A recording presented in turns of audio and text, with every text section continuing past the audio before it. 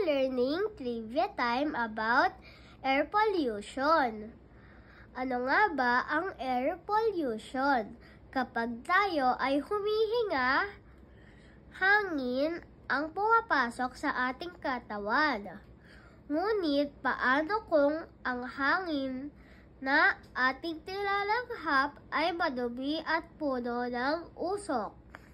Ito ay tinatawag na air pollution o pollution sa hangin. Isang seryosong suliranin na nakakaapekto sa tao, hayop at kalikasan. Ang air pollution ay nagaganap kapag may mga mapanganib na gas, usok at alikabok na humahalo sa hangin. Ilan sa mga pangunahing sanhi nito ay: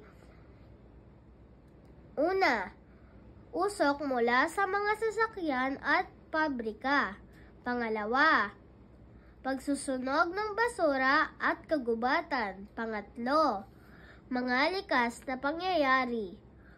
Ang masamang apekto ng air pollution ay nakakaapekto sa kalusugan ng tao.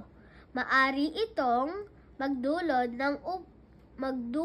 ng ubo, hika, sakit sa baga at maging climate change.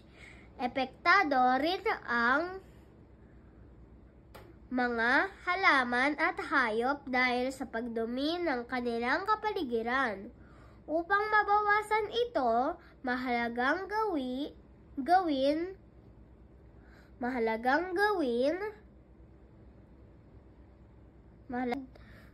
ang mga sumusunod: magtanim ng puno, iwasan ang pagsusunog ng basura, gumamit ng mas malinis na teknolohiya, at sumunod sa mga batas ukol sa kalinisan ng hangin. Ang malinis na hangin ay isang kayamanang dapat pangalagaan.